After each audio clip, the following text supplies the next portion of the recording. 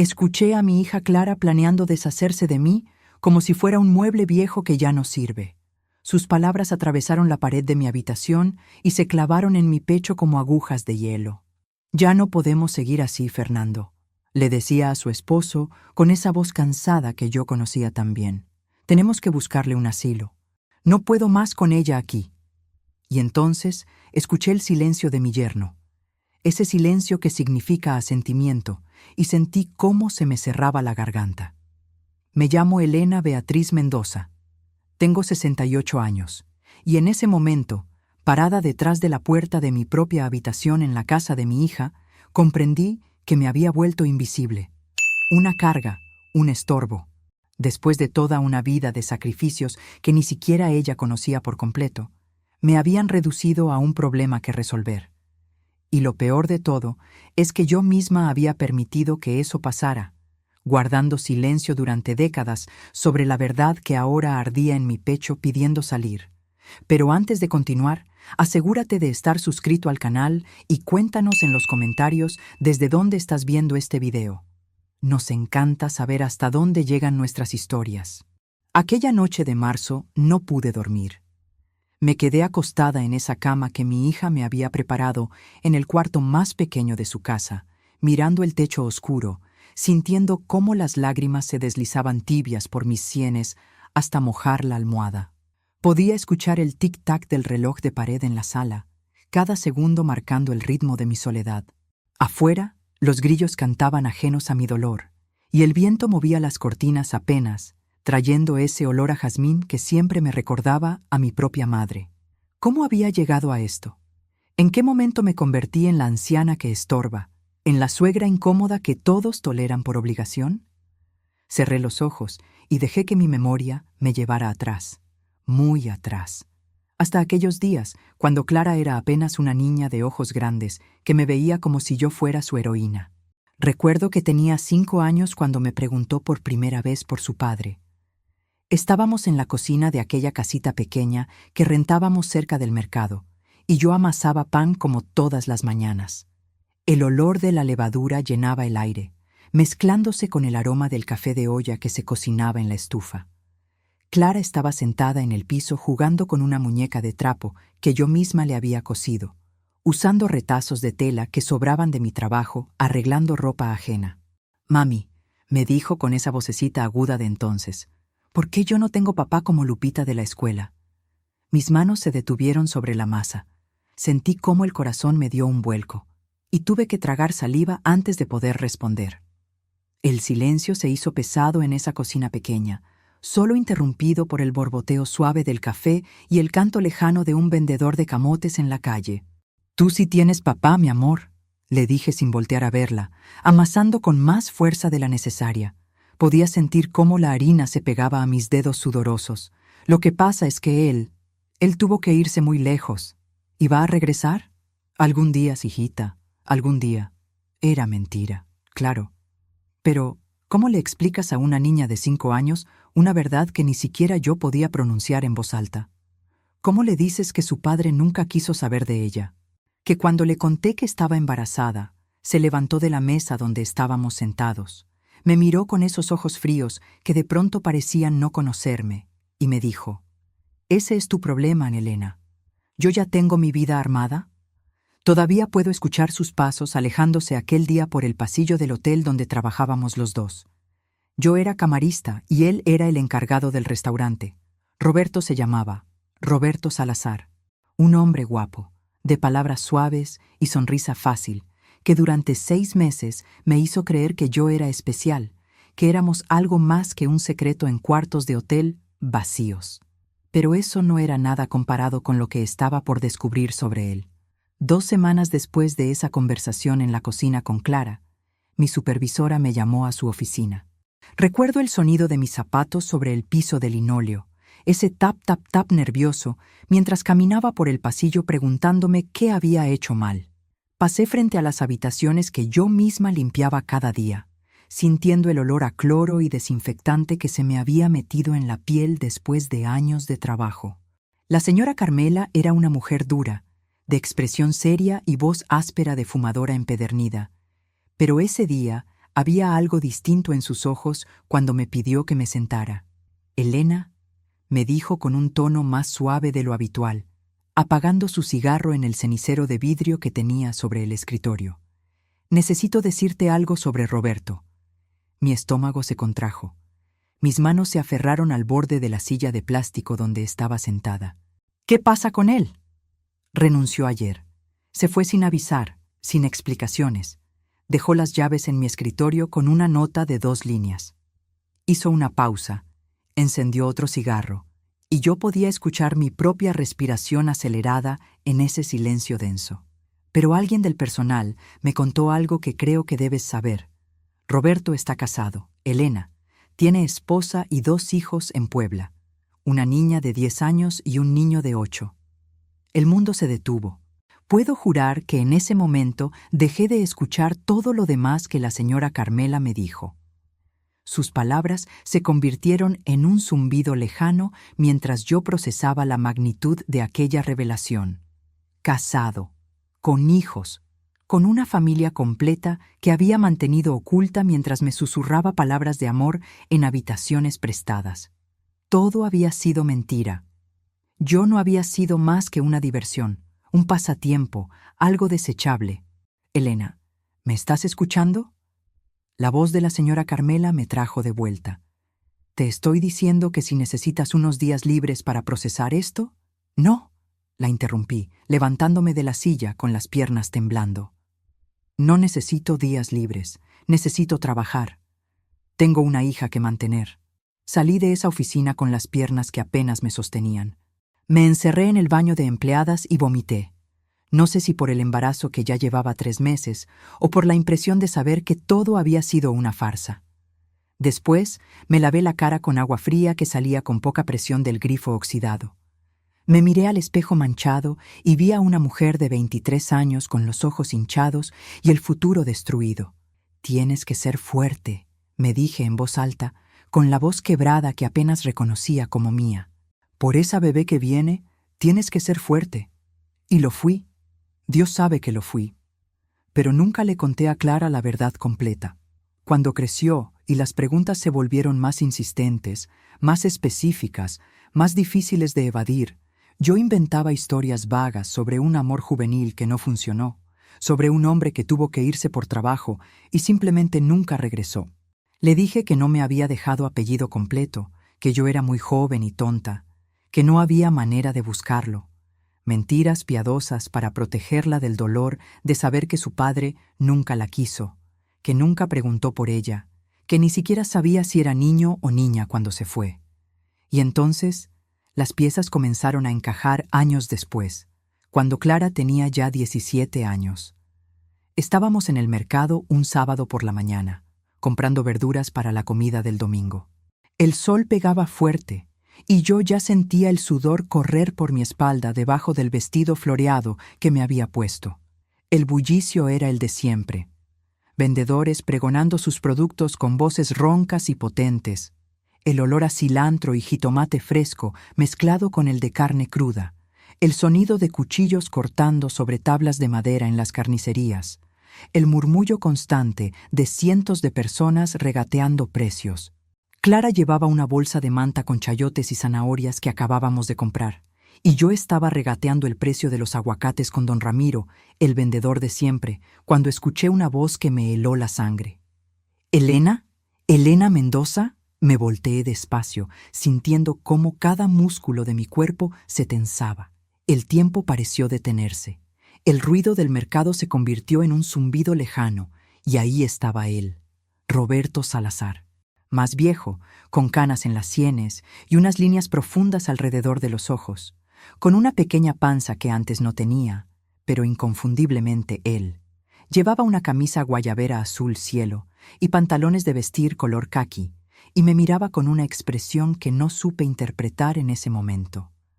«Roberto», dije con la voz apenas audible, sintiendo cómo Clara se acercaba a mí con curiosidad, poniéndose a mi lado como si su instinto le dijera que necesitaba protegerme. «¿Sé cuántos años?», dijo él con esa sonrisa que alguna vez me había parecido encantadora y ahora me resultaba repulsiva. Tenía un diente de oro que antes no tenía, y noté que olía a colonia cara, de esas que venden en las tiendas departamentales. «¿Te ves bien? ¿Vives por aquí?» «Sí». No podía decir más. La garganta se me había cerrado completamente. Podía sentir mi corazón latiendo con tanta fuerza que pensé que todos en el mercado podían escucharlo. Sus ojos se deslizaron hacia Clara, que me observaba con el ceño fruncido, tratando de entender quién era ese hombre y por qué yo me había puesto pálida de repente, por qué mi mano temblaba visiblemente mientras sostenía los aguacates que estaba a punto de comprar. Y entonces vi algo en la mirada de Roberto. Un destello de reconocimiento, de cálculo, de sorpresa. Sus ojos recorrieron el rostro de mi hija detenidamente. Sus ojos verdes, su nariz recta, la forma de su mandíbula, el color de su piel, y supe con absoluta certeza que había visto el parecido. «Tu hija», dijo, y no era una pregunta. Era una afirmación dicha con un tono que mezclaba asombro y algo más que no pude identificar. «Mi hija», confirmé, poniendo un brazo protector alrededor de los hombros de Clara, atrayéndola hacia mí. Hubo un silencio que pareció durar eternidad. Podía escuchar mi propio corazón latiendo con fuerza, el murmullo del mercado a nuestro alrededor, que de repente me parecía ensordecedor, el pregón lejano de un vendedor de elotes cantando «Lleve sus elotes calientitos», el chirrido de un carrito de metal que alguien empujaba por el pasillo estrecho. Roberto abrió la boca como para decir algo, y vi que sus manos también temblaban ligeramente. «Elena, yo, tenemos que irnos», lo interrumpí con firmeza, tomando a Clara del brazo con más fuerza de la necesaria. «Elena, espera, podríamos hablar, tal vez tomar un café y...» «Adiós, Roberto», y me alejé de ahí con Clara, quien me bombardeaba con preguntas que yo no podía responder porque las lágrimas me ahogaban y no quería que me viera llorar en medio del mercado. «¿Quién era ese señor, mamá? ¿Por qué te pusiste así? ¿Lo conoces de antes? ¿Por qué dijo eso de que soy tu hija? ¿Por qué me miraba de esa manera tan extraña?» Pero yo solo podía caminar más rápido, alejándome de ese hombre que había destruido mi vida una vez y ahora amenazaba con destruir también la paz de mi hija. Nunca olvidaré ese momento, porque todo cambió para siempre. Caminamos en silencio las 6 cuadras hasta nuestra casa. Yo apretaba la bolsa de las verduras con tanta fuerza que mis nudillos estaban blancos. Clara me seguía 2 pasos atrás, y podía sentir su mirada clavada en mi nuca, llena de preguntas sin respuesta. Cuando llegamos a la casa, esa casita de 2 cuartos con paredes de color verde deslavado y techo de lámina que rentábamos por 800 pesos al mes, Clara me siguió hasta la cocina. «Mamá», me dijo con voz firme, mientras yo comenzaba a sacar las verduras de la bolsa con manos temblorosas. «Necesito que me digas qué está pasando». «No pasa nada, hija. Solo me encontré con un conocido de hace años». «No me mientas». Su voz subió de tono. «Vi cómo te pusiste cuando lo viste. Vi cómo él me miró. Y tengo ojos en la cara, mamá. Ese hombre es mi padre, ¿verdad?» Dejé caer un jitomate que tenía en la mano. Rodó por el piso de cemento y se detuvo contra la pata de la mesa. Me quedé mirándolo, incapaz de voltear a ver a mi hija, incapaz de enfrentar la verdad que durante 17 años había logrado mantener oculta. «Mamá, mírame». Clara rodeó la mesa y se puso frente a mí, obligándome a enfrentarla. Tenía lágrimas en los ojos, pero también determinación. «Dime la verdad, por favor». Y en ese momento sentí como algo se rompía dentro de mí.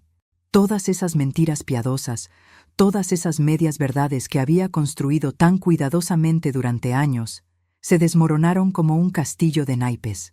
Esa noche, cuando ya había oscurecido y habíamos cenado en un silencio tenso, Clara se apareció en mi habitación. Entró sin tocar. Encendió la luz que iluminó cruelmente ese cuarto pequeño, con apenas espacio para una cama individual y un ropero viejo, y se sentó en el borde de mi cama con los brazos cruzados. Tenía 17 años. Estaba en su último año de preparatoria, y había heredado mi carácter terco y mi incapacidad de dejar las cosas sin resolver. «Quiero que me digas la verdad», me dijo con esa voz firme que usaba cuando sabía que yo estaba ocultando algo. ese hombre del mercado es mi padre, ¿verdad? El silencio se extendió entre nosotras como un abismo. Yo me incorporé en la cama, jalé las sábanas sobre mi regazo con manos que no dejaban de temblar, y respiré hondo. ¿Cómo había llegado este momento tan pronto? ¿Por qué no estaba preparada? Durante 17 años había ensayado en mi mente cómo tendría esta conversación algún día, pero ahora que el momento había llegado, todas esas palabras cuidadosamente preparadas se habían evaporado. Clara, no me mientas, mamá. Por favor, no me vuelvas a mentir. Vi cómo te pusiste cuando lo viste. Vi cómo él me miró a mí. Vi el reconocimiento en sus ojos. Y yo tengo ojos en la cara. Me parezco a él. Sé que me parezco a él. Tenía razón. Clara había heredado los ojos verdes de Roberto, ese verde intenso como de esmeralda que era inconfundible. Había heredado su nariz recta, la forma de su mandíbula fuerte, sus manos largas y delgadas. Yo había pasado 17 años rezando para que nadie más lo notara, pero era inevitable. La genética no miente. Sí, admití finalmente, sintiendo cómo las palabras me salían con dolor, como si arrancaran pedazos de mi alma al salir. Mi voz sonó ronca, quebrada. Sí, ese es tu padre. ¿Y por qué nunca me lo dijiste?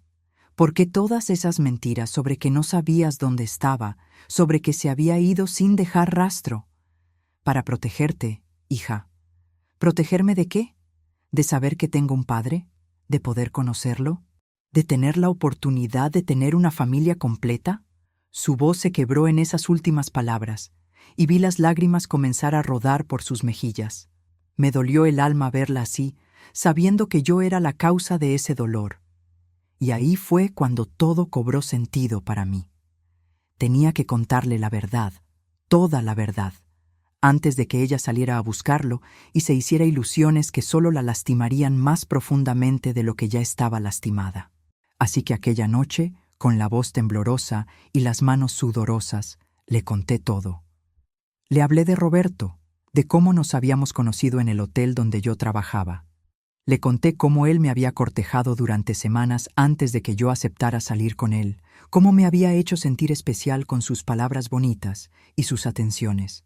Le describí cómo había sido nuestra relación durante esos 6 meses, los encuentros a escondidas, las promesas de un futuro juntos, los planes que él hacía de que un día rentaríamos un departamento para los dos. Le conté de su engaño, de cómo descubrí que tenía una familia en Puebla, una esposa y 2 hijos que nunca mencionó. Le expliqué cómo me había dejado sola sabiendo que estaba embarazada, cómo había huido del hotel sin despedirse, cómo había desaparecido como si yo nunca hubiera existido.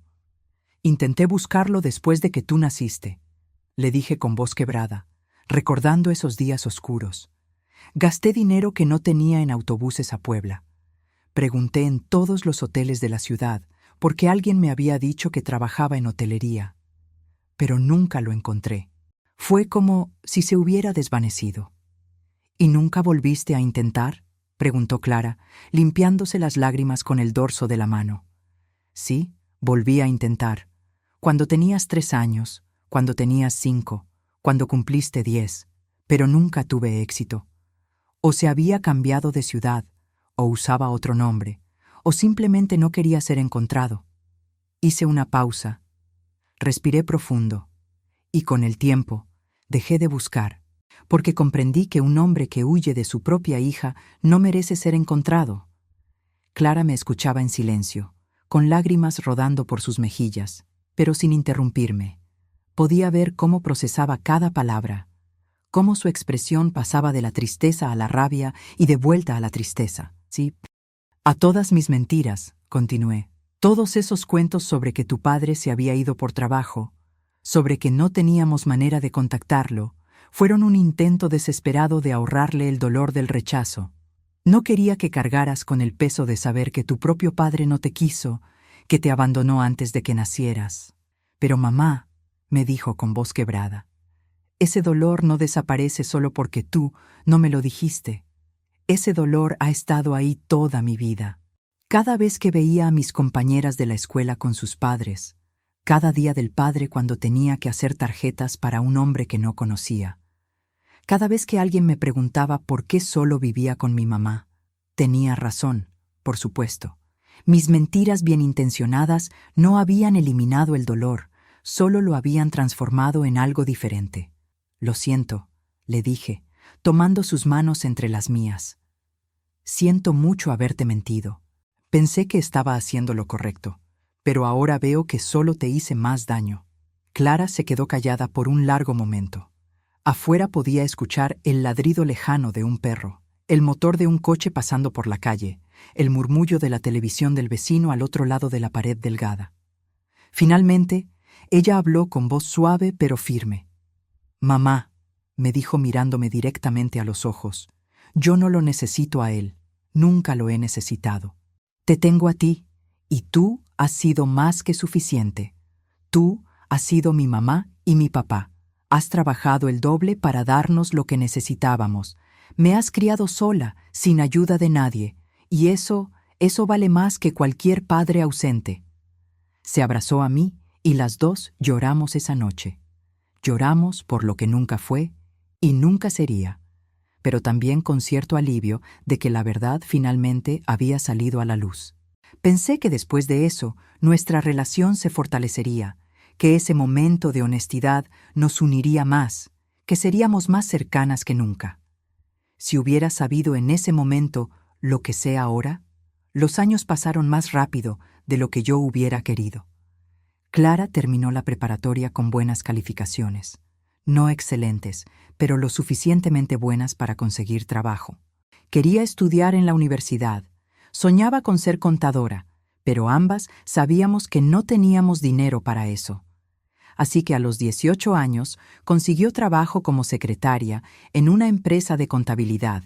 Era buena con los números, organizada y responsable, cualidades que había heredado de mí. Trabajaba de 8 de la mañana a 6 de la tarde, de lunes a viernes, ganando un salario modesto pero estable. Los primeros meses entregaba todo su sueldo en mi mano, y yo me encargaba de administrarlo, tanto para la renta, tanto para la comida, tanto para los gastos y un poquito para ahorros. Pero conforme pasó el tiempo, Clara comenzó a quedarse con más de su dinero, a comprarse ropa nueva, zapatos, maquillaje. Era natural, me decía yo. Era joven y quería disfrutar. A los 21 años conoció a Fernando en esa misma empresa. Él era contador, tenía 26 años y venía de una familia de clase media alta.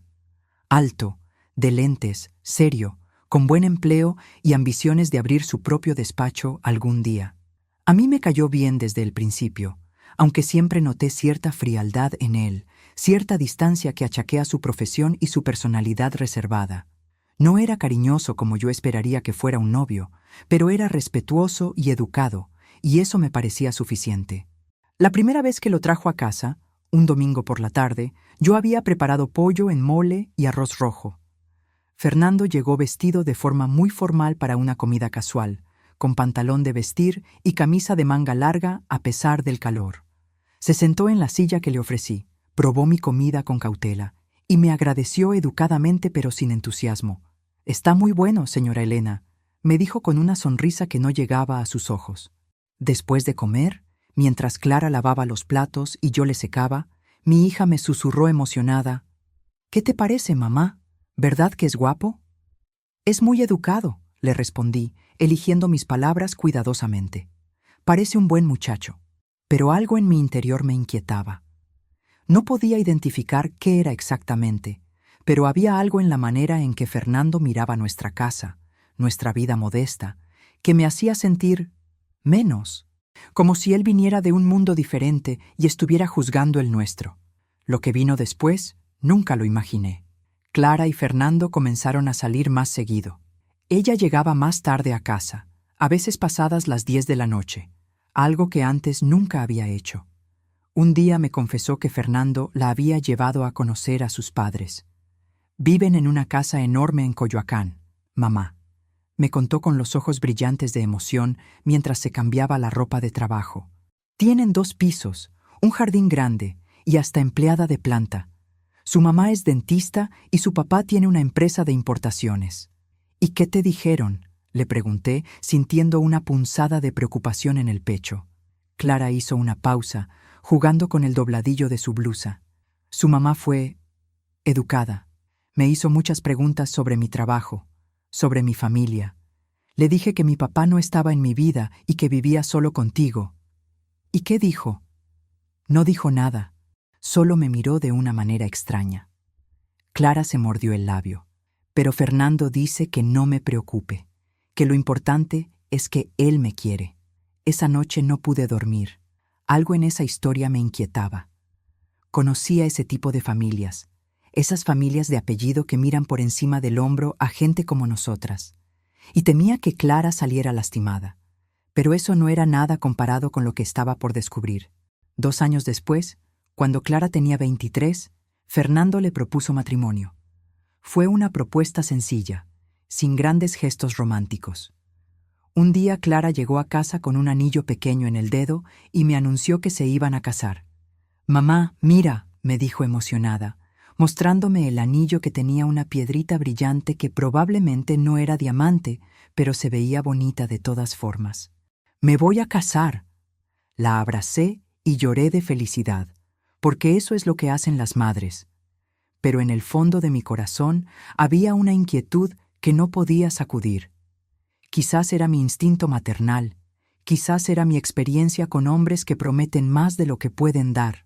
No lo sé, pero algo me decía que esto no iba a terminar como Clara esperaba. Los preparativos de la boda fueron tensos. La madre de Fernando, una mujer llamada Patricia Domínguez de Morales, tomó control de casi todo. Decidió el lugar, la fecha, el menú, hasta el color de las flores. Clara me consultaba las cosas, pero yo podía ver que en realidad las decisiones ya estaban tomadas. Es que la mamá de Fernando dice que ella tiene más experiencia organizando estas cosas, me explicaba Clara cuando yo le preguntaba por qué no podíamos invitar a mis primas y tíos que vivían en Oaxaca. Oye, como ellos van a pagar la mayor parte. Ahí estaba el problema. Fernando y su familia estaban pagando la boda, lo que significaba que tenían el control. Yo había ahorrado un poco de dinero para contribuir, pero era una cantidad ridícula comparada con lo que ellos estaban gastando. Me sentí pequeña, insignificante, como si mi participación en la boda de mi propia hija no importara. La boda se llevó a cabo un sábado de junio en el jardín de la casa de los padres de Fernando. Fue una ceremonia pequeña, con menos de 50 invitados, la mayoría del lado de Fernando. De mi lado, solo estaban 3 amigas de la vecindad, mi hermana Rosario, que vino desde Oaxaca, y un par de primos lejanos. Me sentí como una extraña en la boda de mi propia hija. Yo me puse mi mejor vestido, ese azul marino que había comprado en el mercado de Tacuba, y que me había costado 3 semanas de ahorro. Me había arreglado el cabello en un salón barato cerca de mi casa, y me había puesto los aretes de perlas falsas que habían sido de mi madre. Cuando llegué a la casa de los Morales, vestida con mi mejor esfuerzo, me sentí fuera de lugar entre los invitados elegantemente vestidos. La madre de Fernando, Patricia, me saludó con una sonrisa forzada y un beso al aire cerca de mi mejilla. «Elena, qué gusto verte. Estás muy arreglada». El tono de su voz dejaba claro que no era un cumplido. Pero todo eso desapareció cuando vi a mi hija caminar hacia el altar improvisado bajo un arco de flores blancas. Clara estaba hermosa con su vestido sencillo, con el cabello recogido y un ramo pequeño de lirios en las manos. Y yo lloré. Lloré de felicidad viendo a mi niña, mi razón de vivir, comenzando su propia familia. Lloré recordando todos los sacrificios que habíamos pasado juntas. Lloré por el orgullo de verla ahí, convertida en una mujer bella y fuerte. Cuando me tocó abrazar a Clara después de la ceremonia, le susurré al oído: «Sé feliz, mi amor, te lo mereces». Ella me abrazó fuerte y me susurró de vuelta: «Gracias por todo, mamá. Sin ti, nada de esto sería posible». En ese momento creí que había valido la pena. Creí que todos los años de trabajo duro, de noches sin dormir, de comer frijoles para que ella pudiera comer pollo, habían llevado a este momento de felicidad. Pero la verdad más dolorosa aún estaba por llegar. Al principio todo parecía ir bien con su matrimonio. Clara y Fernando rentaron un departamento cerca de su trabajo, un lugar pequeño pero acogedor en una unidad habitacional de clase media. Tenía 2 recámaras, una sala comedor y una cocina pequeña. Yo los visitaba los domingos y llevaba comida: pollo en mole, arroz rojo, frijoles refritos, tortillas recién hechas que hacía yo misma cada mañana. Clara me recibía con besos y abrazos. Me enseñaba los cambios que habían hecho en el departamento. Me presentaba con sus vecinos como mi mamá, la mejor cocinera del mundo. Y yo me sentía útil, querida, necesaria. Fernando me trataba con cortesía educada. Me saludaba cuando llegaba, me agradecía la comida que llevaba, pero había siempre una distancia. Nunca me invitó a sentarme con él a platicar. Nunca me preguntó cómo estaba o qué había hecho durante la semana. Era como si yo fuera una visita tolerada, pero no exactamente bienvenida. Durante el primer año de su matrimonio, yo seguía trabajando. Limpiaba casas de lunes a viernes, 3 casas diferentes que me dejaban un ingreso suficiente para pagar mi renta y mis gastos. Mi espalda ya me dolía en ese entonces, un dolor sordo y constante que empeoraba cuando levantaba cosas pesadas o cuando pasaba mucho tiempo de pie, pero no le hacía caso. No podía darme el lujo de hacer caso al dolor. Un domingo, cuando Clara llevaba casada 1 año y 3 meses, llegué a visitarlos como siempre. Toqué la puerta con mi bolsa llena de tuppers de comida, esperando el abrazo cálido de mi hija. Pero cuando abrió la puerta, vi que había estado llorando. Tenía los ojos rojos e hinchados, la nariz moqueando. «¿Qué pasó, hija?», le pregunté alarmada, entrando rápidamente y dejando la bolsa en la mesa del comedor. Ella negó con la cabeza, limpiándose las lágrimas. «Nada, mamá, solo un mal día. No me mientas, te conozco. ¿Qué pasó? ¿Es Fernando? ¿Te hizo algo?» «No, no es eso». Clara se dejó caer en el sofá de la sala, ese sofá beige que habían comprado a meses sin intereses. «Es que la mamá de Fernando vino ayer». Me senté a su lado, tomando su mano. «¿Y qué te dijo?» Me preguntó por qué todavía no estoy embarazada. Me dijo que ya llevamos más de 1 año casados y que es tiempo de darle nietos. Que a mi edad, su generación ya tenía 2 o 3 hijos. Sentí la rabia subir por mi pecho. «¿Y tú qué le dijiste?» Le dije que Fernando y yo lo estamos intentando, pero que estas cosas toman tiempo. Y entonces Clara se quebró otra vez, sollozando. Ella me dijo que tal vez el problema era yo. Que tal vez por venir de mala cuna. Como dijo, mi cuerpo no estaba preparado para dar hijos sanos. ¿Qué? La rabia que sentí en ese momento fue como fuego en mis venas. ¿Cómo se atreve esa mujer? Y Fernando no me defendió, mamá. Estaba ahí parado, escuchando todo, y no dijo nada. Solo se quedó callado. Lo que escuché después me heló la sangre. Cuando su mamá se fue, continuó Clara con voz entrecortada. Yo le reclamé a Fernando. Le dije que cómo había permitido que su mamá me insultara así. ¿Y sabes qué me dijo? Negué con la cabeza, sintiendo un nudo en el estómago. Me dijo que su mamá tenía razón en preocuparse, que ya llevamos más de 1 año intentándolo y nada, que tal vez deberíamos ir con doctores. Y entonces agregó. Clara hizo una pausa y pude ver el dolor en sus ojos. Agregó que tal vez había sido un error casarse conmigo, que tal vez debería haber escuchado a su familia cuando le dijeron que buscara a alguien de su nivel. Mi corazón se rompió en ese momento, no por mí, sino por mi hija, por mi hermosa, trabajadora, amorosa hija que se había casado con un hombre que la hacía sentir menos. «Hija», le dije con voz firme, «tú no tienes que aguantar eso, no tienes que quedarte con alguien que te hace sentir inferior». «Pero lo amo, mamá». Las lágrimas corrían sin parar por su rostro. «Sé que suena tonto, pero lo amo, y sé que él me ama también. Solo está presionado por su familia. El amor no duele, Clara. El amor no te hace sentir pequeña». «Como tú sabrías», me dijo con un tono que no esperaba, un tono amargo. «Tú que te enamoraste de un hombre casado que te usó y te dejó». Sus palabras fueron como una bofetada. Me quedé en silencio, sin saber qué responder. Tenía razón, en cierta forma. ¿Quién era yo para dar consejos de amor? Lo siento, mamá, se apresuró a decir Clara, tomando mi mano. No quise decir eso. Estoy enojada y frustrada, pero no debí desquitarme contigo. Está bien, hija, le dije, aunque me dolía. Entiendo. Pero eso no era nada comparado con lo que estaba por descubrir. Pasaron los meses.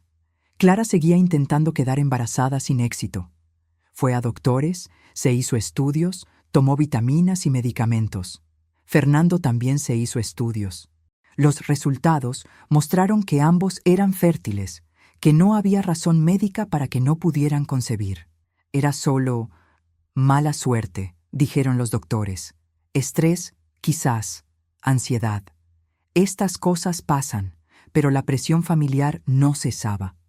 Cada reunión familiar del lado de Fernando, alguien hacía un comentario.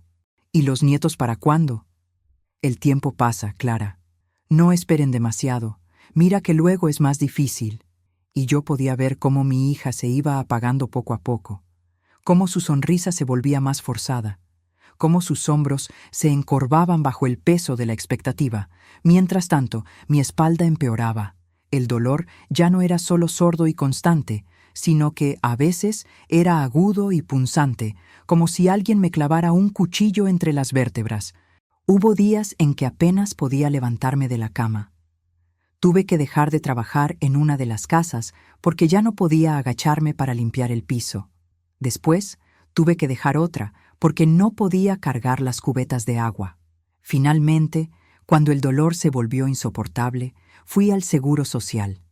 Después de meses de espera, citas con diferentes doctores, radiografías y estudios me dieron el diagnóstico.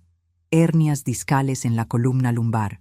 Necesitaba cirugía, pero había lista de espera. Podían pasar meses, tal vez más de un año. Cuando le conté a Clara, su rostro se llenó de preocupación genuina. «Mamá, no puedes seguir trabajando así. Tengo que trabajar, tengo que pagar la renta. Ven a vivir con nosotros». Las palabras salieron de su boca con tanta naturalidad que tardé un momento en procesarlas. «¿Qué? Ven a vivir con nosotros», repitió Clara, tomando mis manos entre las suyas. «No puedes seguir viviendo sola en esa vecindad, subiendo y bajando escaleras con tu espalda así.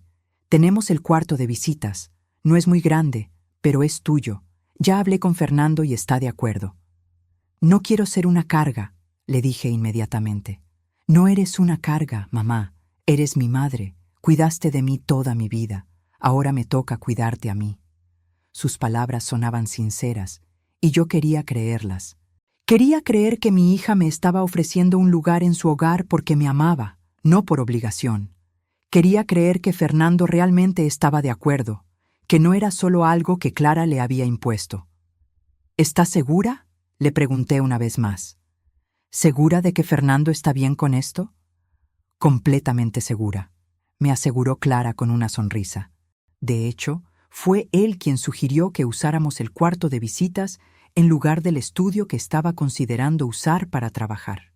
Esa fue la única mentira que necesité para convencerme. Jamás sospeché que detrás de todo aquello había resentimiento, que Fernando había accedido solo porque Clara lo había presionado, que desde el principio yo no era bienvenida en esa casa. Me mudé a su departamento un domingo lluvioso de noviembre. 2 amigos de la vecindad me ayudaron a cargar mis pocas pertenencias, mi cama, mi ropero viejo, algunas cajas con ropa y objetos personales, y las fotografías de Clara que había atesorado durante años. Todo cabía en un camión pequeño de mudanzas. Cuando llegamos al departamento, Fernando me recibió en la puerta con una sonrisa educada pero tensa. «Bienvenida, Elena», me dijo, pero no me ayudó a cargar nada. Se quedó parado en la entrada, mirando cómo los muchachos subían mis cosas por las escaleras. Mi nuevo cuarto era pequeño, como había dicho Clara. Apenas cabía mi cama individual, el ropero y una silla. No había espacio para nada más. La ventana daba a un pasillo oscuro, así que incluso de día había que prender la luz. Pero era un techo. Era un lugar donde vivir sin pagar renta. Y estaba cerca de mi hija. Tenía que estar agradecida.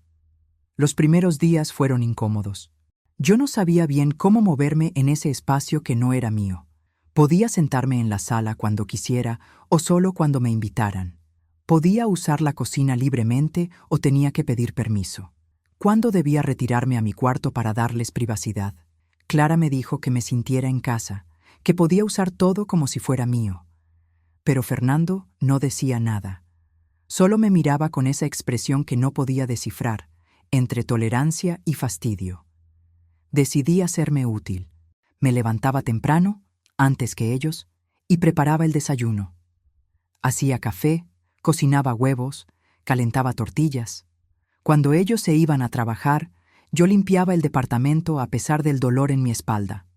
Lavaba la ropa, planchaba las camisas de Fernando, organizaba la cocina.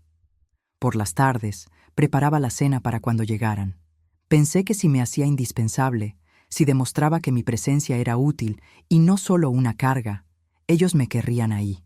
Pensé que si trabajaba lo suficientemente duro, Fernando aprendería a apreciarme. Nunca olvidaré ese momento cuando comprendí que estaba equivocada, porque todo cambió para siempre. Había pasado ya 3 meses viviendo con ellos. Era una noche de febrero, hacía frío, y yo estaba acostada en mi cuarto tratando de encontrar una posición que no me hiciera doler la espalda. Entonces escuché voces elevadas viniendo de la recámara de Clara y Fernando. No era la primera vez que los escuchaba discutir, pero esta vez las voces eran más fuertes, más agresivas. «Es temporal, Fernando», decía Clara con un tono defensivo que me partió el corazón. «Solo hasta que se recupere de la cirugía». Ha pasado 3 meses, Clara, 3 meses, y todavía no hay ni fecha para su cirugía. Tu madre vive aquí, usa nuestro baño, nuestra cocina, está siempre ahí. No tenemos privacidad. No puedo ni caminar en calzones por mi propia casa. Es mi madre, y yo soy tu esposo. ¿O eso ya no importa? Hubo un silencio pesado, un silencio que me hizo contener la respiración. Me quedé completamente quieta en mi cama, con las sábanas apretadas entre mis puños, sintiendo cómo las lágrimas comenzaban a rodar por mis mejillas en la oscuridad de mi cuarto. «Claro que importa», respondió Clara finalmente, con voz cansada, derrotada. «Pero no puedo echarla a la calle. Está enferma. Apenas puede caminar algunos días. Hay lugares para esto, Clara. Residencias, asilos, lugares donde pueden cuidarla mejor que nosotros, donde tenga atención médica, actividades con gente de su edad. Sería mejor para ella. ¿Asilos? ¿Quieres meter a mi madre en un asilo como si fuera un trasto que ya no sirve? Quiero nuestra vida de vuelta. Quiero poder llegar a mi casa y sentir que es mi casa, no la casa de tu madre donde yo soy el invitado». La voz de Fernando subió de volumen. «Quiero que podamos tener conversaciones sin tener que susurrar. Quiero que podamos tener intimidad sin preocuparnos de que ella escuche. Quiero que volvamos a intentar tener un hijo sin la presión de que tu madre está al otro lado de la pared». Y cuando pensé que ya no podía doler más, escuché a mi propia hija quedarse en silencio. No defendió, no gritó, no me defendió con la vehemencia que yo esperaría. Solo silencio. Un silencio largo y terrible que me dijo más que 1000 palabras. Me tapé la boca con la mano para no soltar un sollozo que me subía por la garganta. El dolor físico de mi espalda era nada, absolutamente nada, comparado con esto. Esto era un dolor del alma, profundo y devastador que me atravesaba el pecho como un puñal. Mi hija, mi Clara, la niña por la que había sacrificado todo, por la que había vendido mis últimas pertenencias valiosas, por la que había trabajado hasta romperme el cuerpo, estaba considerando meterme en un asilo porque yo estorbaba en su matrimonio. ¿Cómo había llegado a esto? Pasé toda esa noche en vela, mirando el techo, escuchando el reloj marcar cada segundo de mi humillación. Pensé en mi madre, que había muerto cuando yo tenía 30 años y Clara apenas 7. Recordé cómo yo la había cuidado en sus últimos meses, cuando el cáncer la consumía poco a poco. Cómo me había quedado despierta noches enteras poniendo paños fríos en su frente cuando la fiebre la hacía delirar. Cómo le había sostenido la mano mientras moría, diciéndole que todo estaría bien, que yo cuidaría de todo. Nunca, ni por un segundo, se me había ocurrido que estorbaba. Era mi madre. ¿Dónde más iba a estar sino conmigo? ¿Y ahora yo era la que estorbaba?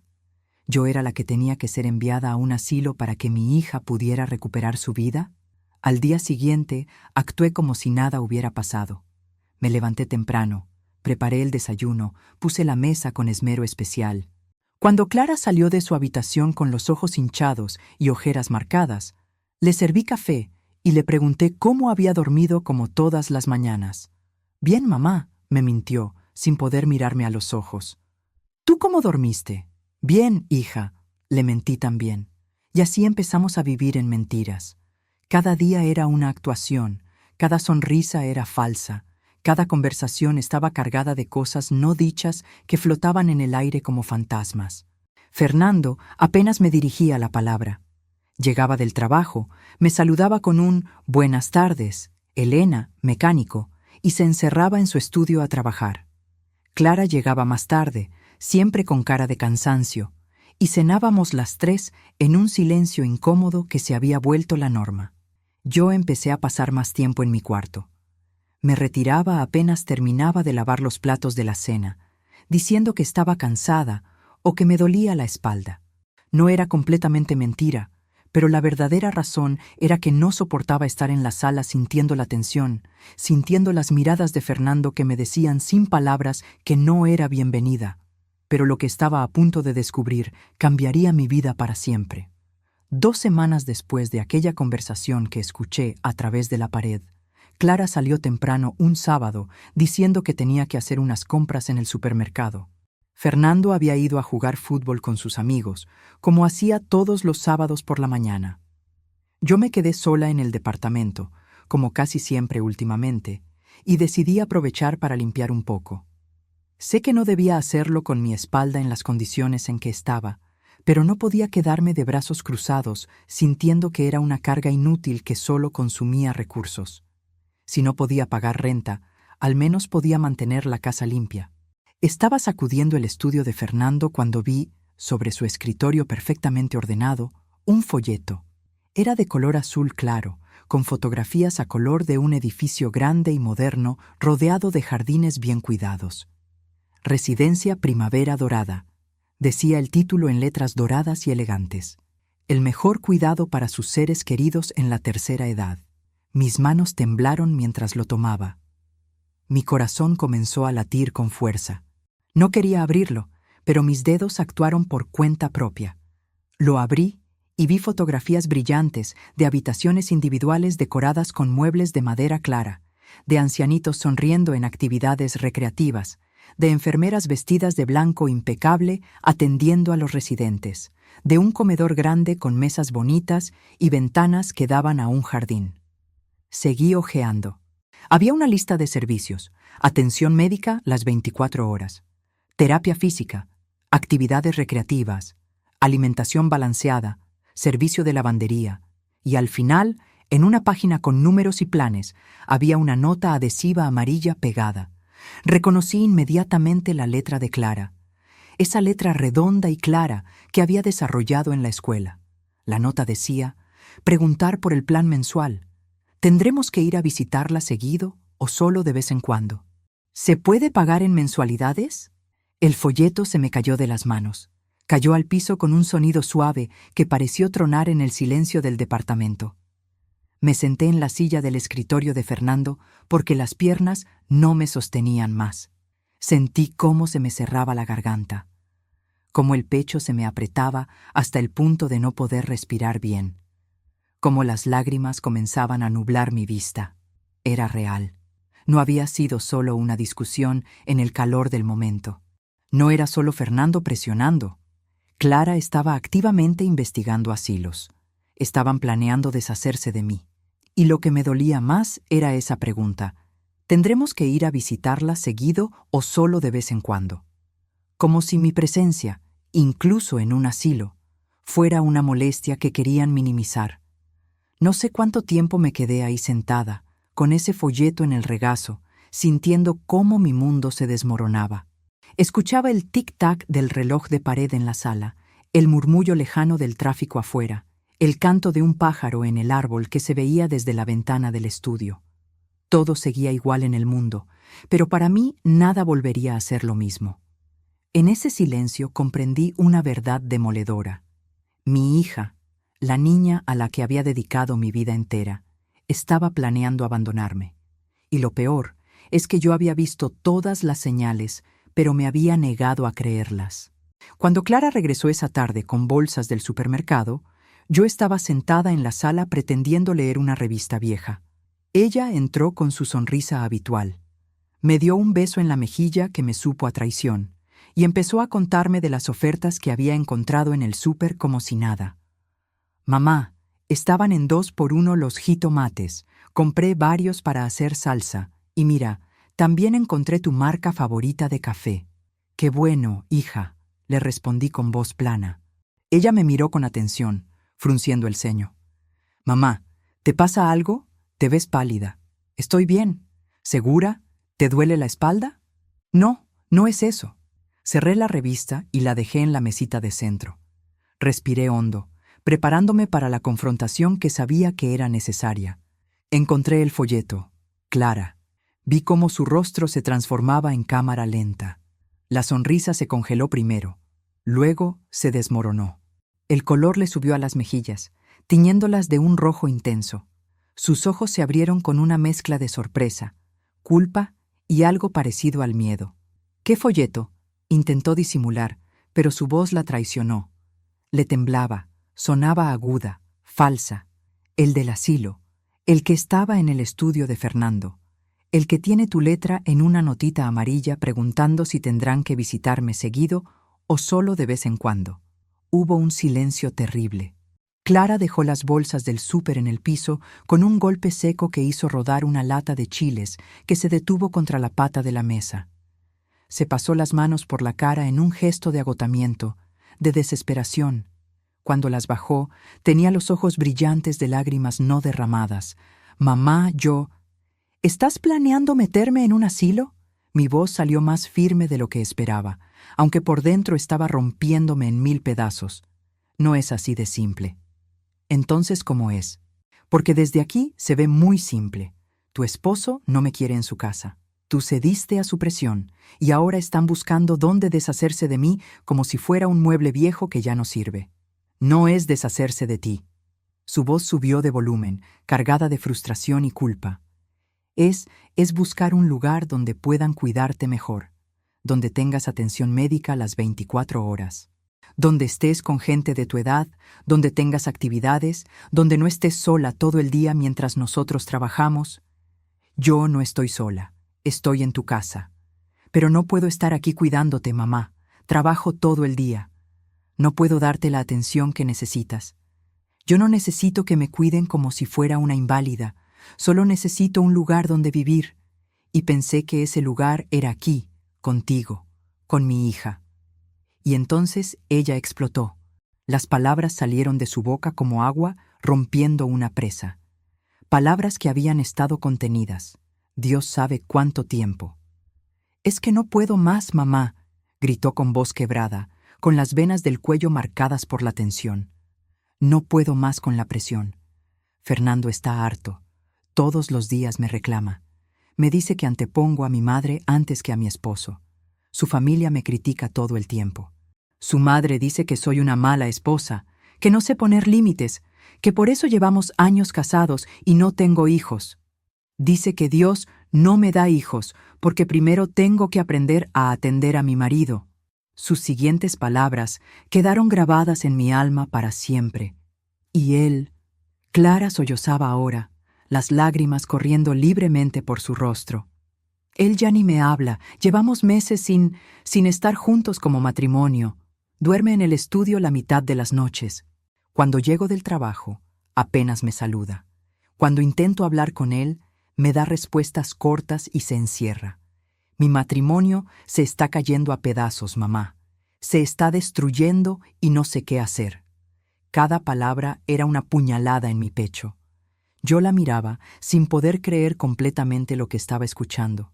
Mi hija, mi bebé, estaba sufriendo y culpándome a mí por ese sufrimiento. ¿Y la solución es deshacerte de mí? Pregunté con voz temblorosa, sintiendo cómo mis propias lágrimas comenzaban a caer.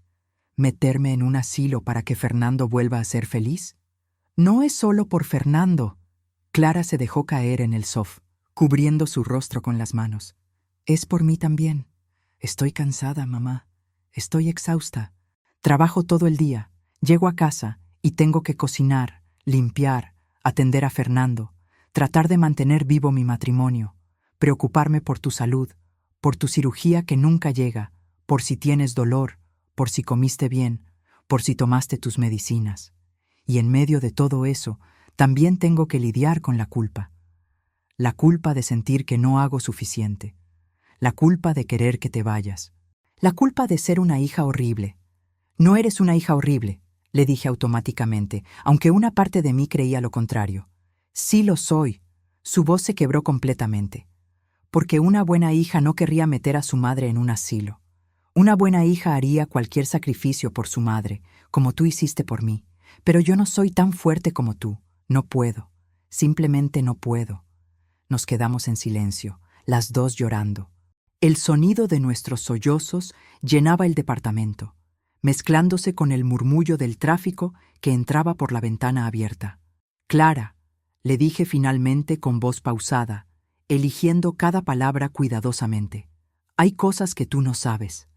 Cosas que nunca te conté porque no quería que cargaras con esa culpa o con esa responsabilidad. Pero creo que es momento de que sepas la verdad completa. Toda la verdad. Ella levantó la vista, los ojos rojos e hinchados, la nariz goteando. ¡Qué verdad! Me moví con cuidado, sentándome en el sofá junto a ella. Mi espalda protestó con un pinchazo de dolor, pero lo ignoré. Esto era más importante. ¿Recuerdas cuando tenías 8 años y te enfermaste de neumonía? Comencé con voz suave. Ella asintió lentamente, vagamente. Recuerdo que estuve muy mal, que pasé días en el hospital. Recuerdo que tenía mucha fiebre y que me costaba respirar. Estuviste al borde de la muerte, Clara. Los doctores no estaban seguros de que sobrevivieras. Las palabras me salían con dificultad, como si tuvieran espinas. Necesitabas antibióticos carísimos, de esos que el seguro no cubría porque eran importados, y yo no tenía ese dinero. No tenía ni una fracción de ese dinero. Mamá, déjame terminar. Respiré hondo, preparándome para confesar algo que había guardado durante 20 años. Vendí todo lo que teníamos de valor. Las joyas de oro que me había dejado mi madre cuando murió eran solo 2 pulseras y unos aretes, pero eran todo lo que tenía de ella. Vendí el ropero antiguo de madera tallada que había sido de mi abuela, ese que tanto te gustaba cuando eras niña. Vendí mi máquina de coser, esa Singer negra con la que yo ganaba dinero extra haciendo arreglos de ropa para las vecinas. Lo vendí todo. Clara me miraba con los ojos muy abiertos, las lágrimas detenidas en sus mejillas. Y aún así no era suficiente. Me faltaba casi la mitad del dinero que necesitaba para tus medicinas. Así que hice una pausa, sintiendo el peso de lo que estaba a punto de decir. Así que fui a buscar a tu padre. Las palabras cayeron como una bomba entre nosotras. Clara se puso pálida. Toda la sangre parecía haberse drenado de su rostro. ¿Qué? Todavía me duele recordar lo que pasó después. Encontré dónde vivía, me tomó semanas. Pregunté en el hotel donde trabajábamos, hablé con gente que lo conocía, seguí pistas. Finalmente descubrí que vivía en Puebla, como me habían dicho. Tomé un autobús un lunes en la madrugada. El viaje me costó dinero que no tenía, pero no me importó. Mi hija se estaba muriendo. Le conté todo, cada detalle doloroso. Le describí cómo había llegado a esa casa grande en un barrio bonito de Puebla, cómo había tocado a la puerta con las manos temblando, cómo me había abierto una mujer bonita, bien vestida, con cabello recién peinado y maquillaje perfecto, una mujer que olía a perfume caro y que me miró con desconfianza cuando le pregunté por Roberto. Él no está, me había dicho la mujer, la esposa de Roberto, aunque en ese momento yo no sabía con certeza quién era. ¿Quién lo busca? Me llamo Elena. Es un asunto personal. La mujer me había mirado de arriba a abajo, evaluando mi ropa humilde, mis zapatos gastados, mi bolsa vieja de imitación de piel. ¿Personal? Por favor, solo dígale que necesito hablar con él. Es urgente. Se trata de una niña. Vi cómo algo cambiaba en su expresión. Algo duro, algo que conocía más de lo que yo pensaba. Me dio un número de teléfono, el número del trabajo de Roberto, y cerró la puerta sin decir más. Llamé a ese número desde un teléfono público. Continué contándole a Clara. Roberto me contestó. Al principio no me reconoció. Tuve que recordarle quién era yo, y cuando finalmente se acordó, su voz se puso fría, distante. «¿Qué quieres, Elena?», me dijo con tono de fastidio. Pensé que ya habíamos terminado este asunto hace años. Le dije que necesitaba verlo, que era sobre su hija, que era urgente. Él no quería, pero insistí tanto que finalmente accedió. Me citó en un café a las afueras de Puebla, lejos de donde pudieran verlo personas que lo conocieran. Clara escuchaba en silencio absoluto, con las manos apretadas en su regazo. Llegué a ese café 2 horas antes. Estaba tan nerviosa que pedí un café que no me tomé, solo para justificar que estaba sentada ahí. Cuando Roberto llegó, casi no lo reconocí. Había engordado, tenía más canas, usaba lentes. Se sentó frente a mí y ni siquiera me saludó. «Tienes 10 minutos», me dijo mirando su reloj. «Mi esposa cree que estoy en una junta de trabajo». Le conté de ti, Clara. Le dije que tenías 8 años, que eras una niña hermosa e inteligente. Le describí cómo habías crecido, cómo te parecías a él. Y él me escuchaba sin expresión, como si le estuviera contando del clima. «Y», me dijo cuando terminé, «¿para qué me cuentas todo esto?» «Está enferma», le dije. «Tiene neumonía. Está en el hospital. Los doctores dicen que necesita un antibiótico especial que cuesta miles de pesos. No tengo ese dinero. He vendido todo lo que tenía y todavía no es suficiente. Roberto, es tu hija, tu única hija. Se está muriendo. Lo que descubrí esa noche sobre el hombre que era el padre de mi hija me cambió para siempre. Esperé que Roberto reaccionara. Continué con voz quebrada. Esperé que mostrara algo de compasión, de humanidad. Pero ¿sabes qué me dijo? Clara negó con la cabeza, las lágrimas rodando silenciosamente por sus mejillas. Me dijo, «Tú decidiste tener esa niña. Yo te ofrecí dinero para que te deshacieras del problema cuando me lo dijiste. Pero no quisiste. Dijiste que ibas a tenerla de todas formas. Así que ese es tu problema, no el mío. Yo tengo mi vida, mi familia, mis hijos legítimos que mantener. No tengo ninguna responsabilidad legal con una hija que nunca reconocí y que legalmente ni siquiera es mía». El sollozo que salió de la garganta de Clara fue desgarrador. Se cubrió la boca con las manos, doblándose sobre sí misma como si las palabras le hubieran dado un golpe físico. Pero yo no me di por vencida. Continué. Saqué de mi bolsa el acta de nacimiento. Es a donde él aparece como tu padre porque en ese entonces, cuando naciste, fui al registro civil con la esperanza de que algún día él quisiera conocerte. Puse ese papel sobre la mesa y le dije que si no me ayudaba, yo iría a su casa. Le contaría todo a su esposa. Le diría que hace 8 años había dejado embarazada a una mujer del trabajo, que tenía una hija que se estaba muriendo mientras él vivía cómodamente con su familia legítima. Le dije que haría un escándalo que destruiría su perfecta vida de mentiras. ¿Y él qué hizo?, preguntó Clara con voz ahogada. Se puso furioso. Sus mejillas se pusieron rojas y sus manos temblaban. Me dijo que era una cualquiera, que era una extorsionadora, que cómo me atrevía a amenazarlo. Pero yo no me moví. Lo miré a los ojos y le dije, «No me importa lo que pienses de mí. Me importa que mi hija viva. Y vas a darme ese dinero, Roberto, porque si no lo haces, te juro que destruiré tu matrimonio y tu reputación». ¿Y te lo dio?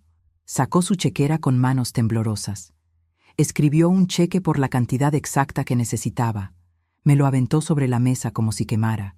Y después me dijo las últimas palabras que escuché de él. «Si alguna vez vuelves a acercarte a mí o a mi familia, Elena, me aseguraré de que te arrepientas. Tengo dinero, tengo contactos. Puedo hacer que pierdas tu trabajo, que te corran de donde vivas. Puedo hacer tu vida imposible, así que toma este dinero y desaparece para siempre. Las lágrimas corrían libremente por mi rostro ahora.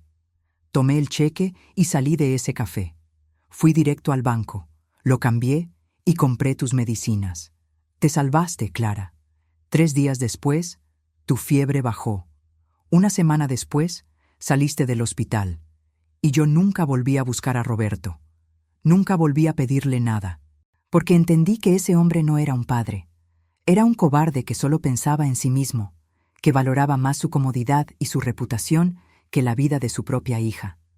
Clara estaba sollozando con el rostro enterrado en sus manos, con el cuerpo sacudido por los sollozos. Yo le puse una mano en el hombro, sintiendo su dolor como si fuera mío. Pero eso no fue todo. Continué, porque necesitaba que supiera todo, que entendiera el alcance completo de mis sacrificios. Cuando saliste del hospital, yo estaba en deuda hasta el cuello. El dinero que Roberto me dio solo alcanzó para las medicinas. Todavía debía los días de hospital.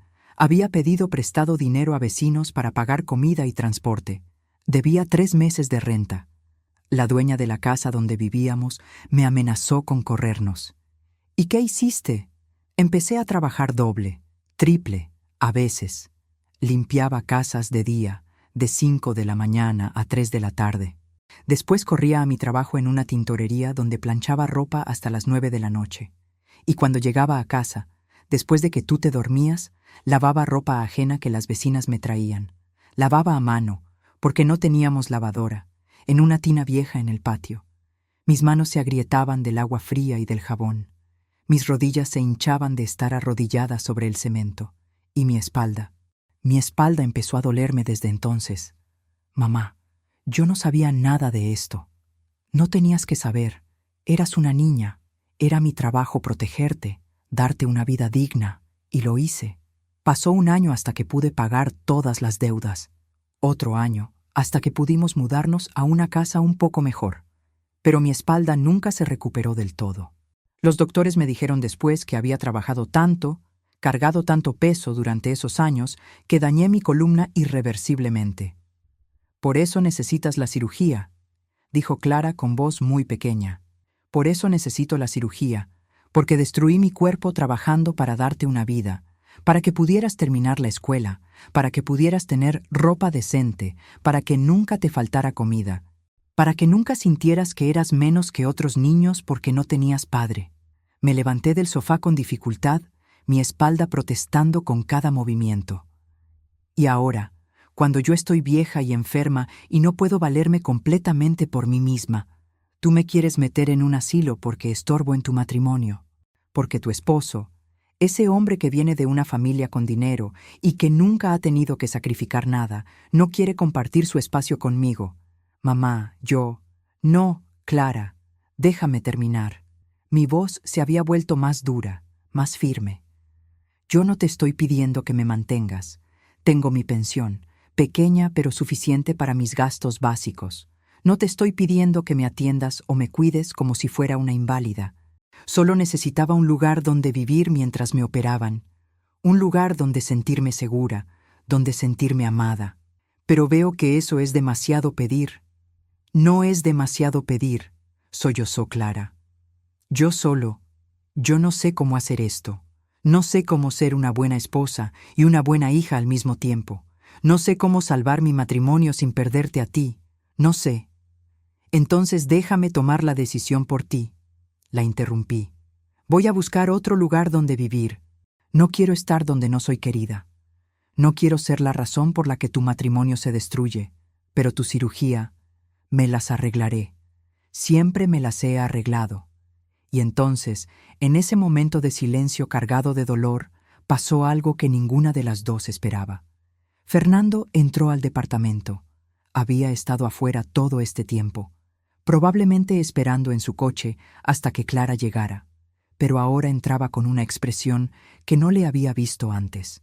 Sus ojos estaban rojos como si hubiera estado llorando y traía en las manos una caja de cartón. Escuché todo, dijo con voz ronca, dejando la caja en el piso. Estaba afuera fumando un cigarro cuando llegaste, Clara. Iba a entrar, pero escuché las voces y me quedé parado del otro lado de la puerta. Escuché toda la conversación. Clara y yo lo miramos en silencio, sin saber qué decir. Elena, continuó Fernando, y por primera vez desde que lo conocía, vi emoción genuina en su rostro. Yo no sabía todo lo que habías pasado. Clara nunca me contó, nunca me dijo todo lo que hiciste por ella. No tenía por qué saberlo, dije con voz fría. Eso es entre mi hija y yo, pero debería haberlo sabido. Se acercó y se sentó en la silla frente al sofá donde estábamos Clara y yo. Porque entonces tal vez habría entendido. Tal vez no habría sido tan egoísta. Hubo un silencio largo. Afuera había comenzado a oscurecer, y las sombras llenaban el departamento. Nadie se movió para encender las luces. He sido un idiota, dijo Fernando finalmente. Un completo idiota. He estado tan preocupado por mi comodidad, por mi espacio, por lo que mi familia piensa, que no me detuve a considerar que tú eres una persona. Una persona que sufrió, que sacrificó todo por su hija, que merece respeto y gratitud. No el trato que te he dado. Fernando, comenzó Clara. No, déjame hablar. Fernando se quitó los lentes y se frotó los ojos con cansancio. Mi madre me crió para ser ambicioso, para buscar siempre más, para nunca conformarme. Y en el proceso me enseñó a ver a las personas como obstáculos o como recursos. Ver a Elena como un obstáculo para mi felicidad en lugar de verla como la madre de mi esposa, como la mujer que hizo posible que Clara sea la persona increíble que es. Se puso de pie y caminó hacia la ventana, mirando hacia afuera. Y la verdad es que mi matrimonio se está cayendo a pedazos, pero no por culpa de Elena. Es mi culpa, por presionar a Clara, por hacerla sentir que tiene que elegir entre su madre y yo, por ser exactamente el tipo de hombre que no quiero ser. Se volvió hacia mí. Elena, no puedo cambiar el pasado. No puedo devolverte los años que trabajaste hasta destruir tu espalda. No puedo compensar todo lo que sufriste, pero puedo cambiar el presente y puedo prometerte que las cosas van a ser diferentes de ahora en adelante. No quiero tu lástima, le dije. No es lástima, es respeto, es reconocimiento y es vergüenza por cómo te he tratado. Lo que pasó en las siguientes semanas fue un cambio gradual pero real. Fernando comenzó a llegar del trabajo y saludarme no con un «buenas tardes, Elena, mecánico», sino con preguntas genuinas sobre mi día, sobre mi salud, sobre si necesitaba algo. Dejó de encerrarse en su estudio y empezó a sentarse en la sala conmigo mientras Clara preparaba la cena, platicando de cosas triviales, pero con esfuerzo genuino por conectar. Un día llegó con una almohada especial. Es ortopédica, me explicó. Leí que ayuda con el dolor de espalda. Pensé que tal vez te serviría. Otra vez trajo folletos de doctores privados. Sé que tu cirugía está programada para dentro de 3 meses en el seguro, pero encontré este doctor que puede hacerla en 2 semanas. Yo podría pagar la cirugía, como una forma de compensar. No acepté. No quería debacle nada. No quería sentir que estaba en deuda. Pero el gesto me tocó el corazón. Clara también cambió. Dejó de evitarme, de tratarme con esa cordialidad forzada. Volvió a buscarme para platicar, para contarme de su día, para pedirme consejos.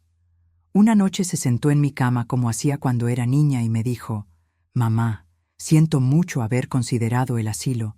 Siento mucho haberte fallado cuando más me necesitabas». «No me fallaste», le dije, aunque ambas sabíamos que era mentira piadosa.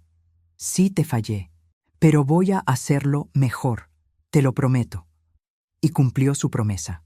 Las semanas se convirtieron en meses, y lentamente, muy lentamente, la casa dejó de sentirse como un lugar donde yo estorbaba y empezó a sentirse como un hogar. Pero el destino todavía tenía guardadas algunas sorpresas más para mí. Mi cirugía finalmente se llevó a cabo en mayo, exactamente 1 año después de mudarme con Clara y Fernando. Fue un éxito, según los doctores. Pasé 3 días en el hospital y Clara estuvo conmigo todo el tiempo. Se tomó días libres del trabajo, durmió en una silla incómoda junto a mi cama, me ayudó cuando los enfermeros no estaban disponibles. Fernando también visitaba, traía flores, frutas, revistas, se sentaba y me hacía compañía aunque yo estaba dopada con medicamentos y apenas podía mantener una conversación coherente. Cuando salí del hospital, Fernando fue quien me ayudó a subir las escaleras hasta el departamento. Me sostuvo del brazo con cuidado, tomándose su tiempo, sin mostrar prisa ni molestia. Con calma, Elena, me decía, un paso a la vez. Me instaló en mi cuarto, que ahora tenía una cama nueva, más cómoda que habían comprado mientras yo estaba en el hospital. Había también una televisión pequeña montada en la pared y cortinas nuevas que dejaban entrar más luz. Para que no te aburras mientras te recuperas, explicó Clara con una sonrisa. Durante las semanas siguientes, conforme me recuperaba, noté algo más. Clara estaba diferente. Había algo en su rostro, un brillo, una felicidad que no había visto en mucho tiempo. Una tarde, 2 meses después de mi cirugía, cuando yo ya podía caminar sin tanto dolor y estaba empezando a sentirme como una persona normal otra vez, Clara entró a mi cuarto. Traía una expresión que mezclaba alegría y nerviosismo. «Mamá», dijo sentándose en el borde de mi cama, tomando mis manos entre las suyas. «Necesito decirte algo». «Dime, hija». «Estoy embarazada». El tiempo se detuvo. La miré fijamente, procesando las palabras, asegurándome de haber escuchado correctamente. «¿Qué?» «Estoy embarazada», repitió Clara, y ahora las lágrimas corrían por sus mejillas, pero eran lágrimas de felicidad pura. 3 meses. Me hice la prueba hace 2 semanas, pero quería estar segura antes de decirte. Fui al doctor ayer y me confirmó. Todo está bien. El bebé está bien. Las lágrimas comenzaron a rodar por mi rostro también. Me levanté de la cama lo más rápido que mi espalda recién operada me permitió y la abracé con todas mis fuerzas. «Ay, hija, qué felicidad, qué inmensa felicidad». Ella sollozó contra mi hombro. «Mamá, tengo miedo, tengo tanto miedo, miedo de ser mala madre, miedo de cometer los mismos errores, miedo de fallar como te fallé a ti». «No me has fallado», le dije, y esta vez lo decía de corazón. «Pasamos por momentos difíciles, sí, pero aquí estamos, juntas, y vas a ser una madre maravillosa, Clara. Vas a ser mejor madre de lo que yo fui». «No digas eso. Tú fuiste la mejor madre posible. Fui la madre que pude ser con los recursos que tenía. Pero tú tienes más que yo. Tienes un esposo que te ama, tienes una casa estable, tienes seguridad económica y, sobre todo, tienes los errores míos para aprender de ellos».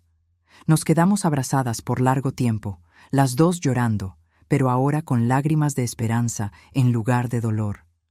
«Mamá», dijo Clara después de un rato, «no te vayas, por favor. Quiero que estés aquí cuando nazca el bebé. Quiero que seas parte de su vida. Quiero que me enseñes a ser madre». «No me voy a ningún lado», le prometí. «No hasta que tú me pidas que me vaya. Nunca te voy a pedir eso, nunca más». Y entonces sentí algo que no había sentido en mucho tiempo. Paz. Una paz profunda que venía de saber que finalmente, después de tanto dolor y tanta lucha, había un futuro que valía la pena. No solo para mí, sino para mi hija y para la nueva vida que venía en camino. Los meses siguientes fueron de transformación. El embarazo de Clara nos unió de maneras que no esperaba. Ella me consultaba todo: qué comer, qué vitaminas tomar, cómo lidiar con las náuseas matutinas, cómo prepararse para el parto. Yo le contaba mis experiencias, pero también le aconsejaba que hablara con doctores, que leyera, que se preparara. Fernando se transformó también. Cuando se enteró del embarazo, lloró. Lloró de felicidad abrazado a Clara, y después vino y me abrazó a mí también. «Gracias», me dijo. «Gracias por darme otra oportunidad. Gracias por quedarte. Este bebé va a necesitar a su abuela». La madre de Fernando, Patricia, reaccionó con alegría al saber del embarazo, pero también con su característico criticismo. Empezó a dar consejos no solicitados, a cuestionar las decisiones de Clara, a sugerir que tal vez era mejor que Clara dejara de trabajar, que se mudaran a una casa más grande en un mejor barrio. Pero para mi sorpresa, Fernando la detuvo. «Mamá», le dijo en una reunión familiar a la que yo asistí. Clara y yo vamos a tomar nuestras propias decisiones sobre cómo criar a nuestro hijo. Tu experiencia es valiosa, pero no es la única forma correcta. Vi la expresión de shock en el rostro de Patricia. Claramente no estaba acostumbrada a que su hijo le pusiera límites. Además, continuó Fernando, mirándome a mí, Clara tiene a la mejor maestra posible, su propia madre. Elena crió a una hija increíble, en circunstancias mucho más difíciles de las que nosotros tendremos. Si alguien sabe de maternidad, es ella. El silencio que siguió fue delicioso. Vi cómo Patricia intentaba encontrar palabras, cómo su rostro pasaba por varias expresiones antes de forzar una sonrisa tensa. Por supuesto, dijo finalmente. Elena ha hecho un trabajo admirable. No era el reconocimiento genuino que yo merecía, pero era algo, y sobre todo, era una victoria para Clara, que finalmente veía a su esposo defenderla a ella y a su familia. Y ahí fue cuando todo cobró sentido verdadero para mí. El embarazo de Clara progresó sin complicaciones. Su panza creció redonda y hermosa. Yo estaba ahí para cada momento. Las primeras patadas que sintió, el primer ultrasonido donde supimos que era niña, las compras de ropa de bebé, la decoración del cuarto que habían decidido convertir en nursery. Me convertí en su confidente, su apoyo, su guía, y ella se convirtió en la hija que siempre había querido tener. Atenta, cariñosa, agradecida. Una noche, cuando Clara estaba en su 8º mes de embarazo, nos sentamos juntas en la sala mientras Fernando trabajaba tarde. Ella tenía los pies hinchados sobre un cojín y yo le estaba dando masajes suaves. «Mamá», me dijo de repente, «¿cómo lo hiciste?» «¿Hacer qué, hija?» «Todo. Criarme sola. Trabajar tanto. Sacrificar todo. Nunca rendirte. ¿Cómo encontraste la fuerza?» Pensé en su pregunta por un momento, masajeando sus tobillos hinchados con cuidado. «No sé si fue fuerza», le dije finalmente. «Fue más bien la ausencia de opciones. Cuando eres madre soltera sin dinero, sin familia que te apoye, sin nadie más que tú misma, no tienes el lujo de rendirte. Simplemente haces lo que tienes que hacer, un día a la vez, un peso a la vez, un sacrificio a la vez. Pero no era justo. No era justo que tuvieras que pasar por todo eso sola. No, no era justo. Pero así fue, y mira, al final valió la pena, porque tengo una hija maravillosa y pronto voy a tener una nieta». Clara comenzó a llorar, esas lágrimas fáciles que vienen con las hormonas del embarazo. «Te prometo que voy a hacer las cosas diferentes con mi hija. Voy a asegurarme de que siempre sepa cuánto la amo. Voy a estar presente en su vida. Y voy a asegurarme de que conozca a su abuela, de que sepa todo lo que hiciste por mí. No necesitas prometerme nada», le dije. «Solo necesitas amarla. El resto vendrá naturalmente». El día que nació mi nieta, Sofía Elena Morales López, fue el día más feliz de mi vida después del nacimiento de Clara. Fue un parto largo y difícil. Estuve en el hospital durante todo el trabajo de parto, sosteniendo la mano de mi hija mientras ella gritaba y lloraba y maldecía el dolor. «No puedo más, mamá», me decía entre contracciones. «No puedo. Duele demasiado». «Sí puedes, mi amor. Eres fuerte. Eres la mujer más fuerte que conozco. Puedes hacer esto».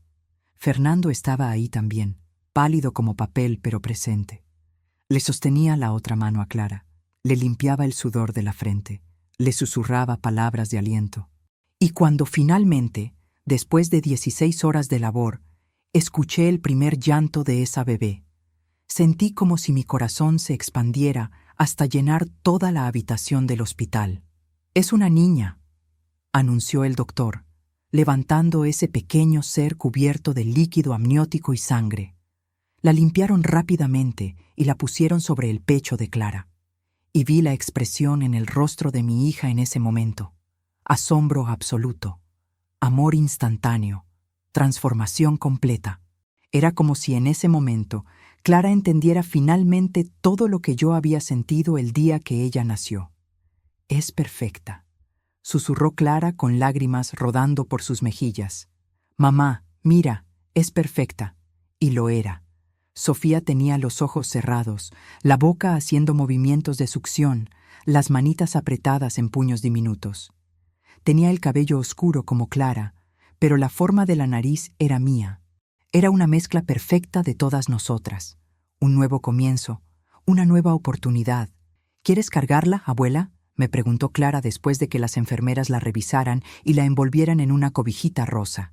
Tomé a esa bebé en mis brazos con manos temblorosas. Era tan pequeña, tan frágil, tan perfecta. La miré y sentí cómo las lágrimas corrían por mi rostro. Miré su carita arrugada, su boca haciendo movimientos de succión, sus manitas que se abrían y cerraban. Y le hice una promesa silenciosa. «Hola, Sofía Elena», le susurré. «Soy tu abuela, y voy a contarte historias. Te voy a contar sobre tu bisabuela que vendía tamales en Oaxaca. Te voy a contar sobre tu mamá cuando era bebé, sobre cómo la criamos juntas con amor y sacrificio. Te voy a contar la verdad, toda la verdad, para que crezcas sabiendo de dónde vienes, sabiendo lo que tu familia ha sobrevivido, sabiendo que eres amada más allá de toda medida». Jamás sospeché en ese momento, sosteniéndola por primera vez, cuánto iba a amarla, cuánto iba a significar para mí. Los meses que siguieron fueron de adaptación y de alegría mezclada con agotamiento. Clara descubrió que la maternidad era mucho más difícil de lo que había imaginado. Había noches en que Sofía no paraba de llorar, días en que mi hija estaba tan agotada que apenas podía mantenerse en pie. «¿Cómo hiciste esto tú sola?», me preguntaba constantemente, con ojeras profundas y el cabello despeinado. «Un día a la vez», le respondía, arrullando a Sofía contra mi pecho. Solo un día a la vez. Yo me convertí en el apoyo fundamental. Durante el día, mientras Clara y Fernando trabajaban, yo cuidaba a Sofía. La alimentaba con el biberón cuando Clara no podía amamantar, le cambiaba pañales, la arrullaba para dormir, le cantaba las mismas canciones que le había cantado a Clara cuando era bebé. «Duérmete, mi niña, duérmete, mi amor, duérmete, pedazo de mi corazón». Mi voz ya no era la misma de antes, estaba rasposa y cansada, pero Sofía no parecía importarle. Se calmaba con el sonido de mi voz, se dormía contra mi pecho. Clara me observaba con una mezcla de gratitud y algo más profundo. «Mamá», me dijo una tarde mientras yo mecía a Sofía en la mecedora que habían comprado, ahora entiendo todo, cada sacrificio que hiciste, cada noche sin dormir, cada vez que te dolió el cuerpo pero seguiste adelante. Lo entiendo porque ahora yo siento lo mismo por ella. Así es el amor de madre», le dije. «Es el amor más puro y más doloroso que existe. Y yo casi te echo de mi vida. Casi te meto en un asilo porque estorbabas en mi matrimonio». Su voz se quebró. «¿Cómo pudiste perdonarme? Porque eres mi hija, y el amor de madre no tiene condiciones». En ese silencio inicial de meses atrás, cuando escuché a mi hija planeando meterme en un asilo, comprendí una verdad demoledora sobre el abandono y la invisibilidad. Pero ahora, meses después, con mi nieta en brazos y mi hija a mi lado, estaba comprendiendo otra verdad igual de importante: que las relaciones se pueden reparar, que el amor puede sanar incluso las heridas más profundas, que nunca es tarde para cambiar el rumbo de una historia. Sofía creció rápida, como crecen todos los bebés. De repente ya tenía 3 meses, luego 6, luego 1 año. Y yo estuve ahí para cada momento importante, para su primera sonrisa, sus primeros gorgoritos, sus primeros intentos de darse vuelta, sus primeros dientes. Cuando Sofía cumplió 1 año, Clara había vuelto al trabajo a tiempo completo. Yo me había convertido oficialmente en su cuidadora principal durante el día. No era una carga ni una obligación. Era mi propósito renovado, mi razón de levantarme cada mañana. Fernando y yo desarrollamos una relación que nunca hubiera imaginado posible. Él dejó de ser el yerno frío y distante, y se convirtió en algo parecido a un hijo. Empezó a llamarme Mamá Elena, en lugar de solo Elena. Los domingos me enseñaba a usar la computadora para que pudiera ver videos de ejercicios para mi espalda y estar más conectada con el mundo. «Oh, Mamá Elena», me dijo un día, mientras me ayudaba a configurar una tableta que me había regalado. Quiero que sepa que la respeto, que admiro todo lo que hizo por Clara, y que lamento profundamente cómo la traté al principio. Ya pasó, hijo, le dije, usando esa palabra por primera vez. Vi cómo sus ojos se llenaban de lágrimas al escucharla. Lo importante es que estamos aquí ahora, siendo familia. Cuando mi espalda me dolía, él me llevaba a mis citas médicas sin que yo tuviera que pedírselo. Cuando veía que estaba cansada de cargar a Sofía, me ayudaba sin hacer un espectáculo de ello. Cuando su madre, Patricia, intentaba hacer comentarios críticos sobre mí, él la detenía firmemente. «Mamá», le dijo Fernando a Patricia en una ocasión cuando ella sugirió que tal vez yo malcriabas demasiado a Sofía. «Elena es la columna vertebral de esta familia. Sin ella, nada de esto funcionaría. Así que, o la respetas o limitas tus visitas». Ver la cara de esa mujer quedarse sin palabras fue una de las mayores satisfacciones de mi vida. Pero no todo era perfecto. Había días difíciles todavía. Días en que mi espalda me dolía tanto que apenas podía moverme, a pesar de la cirugía. Días en que me sentía vieja y cansada, cuando el peso de todos los años se me caía encima. Días en que extrañaba a mis viejas amigas de la vecindad donde vivía antes, a mi madre muerta hace tantos años, a la mujer joven que yo había sido alguna vez. En esos días, cargaba a Sofía y le contaba historias. Le hablaba de mi infancia en Oaxaca, de los campos de maíz donde jugaba con mis hermanos, del olor de las tortillas recién hechas que hacía mi madre, del sonido de la lengua zapoteca que hablaban mis abuelos. Le contaba de cómo había llegado a la Ciudad de México a los 16 años, sola y asustada, buscando una vida mejor que la que podía tener en mi pueblo. Le hablaba de su bisabuela, mi madre, que había trabajado vendiendo tamales en el mercado hasta que la enfermedad la venció. Era una mujer fuerte, le decía a Sofía, igual que tu mamá, igual que tú vas a ser. Le contaba de Clara de bebé, de lo difícil que había sido criarla sola, de las noches llorando cuando no tenía dinero para la renta, de los milagros pequeños que nos habían sostenido, la vecina que me prestaba leche cuando no tenía, el señor de la tienda que me fiaba cuando no podía pagar, la familia para la que trabajaba que me daba comida sobrante para llevar a casa. Algún día, le decía a Sofía, que me miraba con esos ojos grandes y curiosos, cuando seas grande vas a entender que la familia no es perfecta, que a veces nos lastimamos los unos a los otros sin querer, que cometemos errores terribles, pero lo importante es no darnos por vencidos. Lo importante es seguir amándonos a pesar de todo. Lo importante es perdonar. Ella no entendía mis palabras todavía, pero creo que entendía mi amor. Porque cada vez que yo terminaba de hablar, ella se acurrucaba contra mi pecho y suspiraba contenta, como si mi voz fuera su lugar seguro en el mundo. Cuando Sofía tenía 2 años, Clara quedó embarazada otra vez. Esta vez el embarazo fue más fácil, menos estresante. Ya sabían qué esperar, y yo estaba ahí para ayudar con Sofía mientras Clara pasaba por las náuseas y el cansancio del primer trimestre. «Es un niño», nos dijo Clara emocionada después del ultrasonido. «Voy a tener un hijo». Fernando estaba radiante. «Un varón», decía orgulloso. «Voy a tener un hijo varón». Cuando nació Mateo, 9 meses después, yo estuve ahí otra vez. Sostuve la mano de Clara durante el parto, que esta vez fue más rápido pero no menos intenso. Y cuando pusieron a ese bebé en mis brazos por primera vez, sentí el mismo amor abrumador que había sentido con Sofía. «Bienvenido, Mateo», le susurré. «Tu abuela te va a cuidar, te va a amar, te va a contar historias sobre de dónde vienes». Y lo hice. A ambos, a Sofía y a Mateo, les conté historias. Les hablé de su familia, de sus raíces, de los sacrificios que se hicieron para que ellos pudieran estar aquí. No les oculté nada. Cuando fueron suficientemente grandes para entender, les conté sobre Roberto, sobre cómo su abuela Clara había crecido sin padre, sobre cómo yo había trabajado hasta destruir mi cuerpo para darle una vida digna. «¿Por qué nunca conocimos a nuestro bisabuelo?», me preguntó Sofía cuando tenía 6 años. «Porque él decidió no ser parte de nuestra familia», le expliqué con honestidad. Pero eso no nos hace menos. Eso solo significa que él se perdió de conocer a gente maravillosa como ustedes. Clara me escuchaba desde la cocina. Después vino y me abrazó. Gracias por ser honesta con ellos, mamá. Por no llenar sus cabezas con mentiras como yo crecí.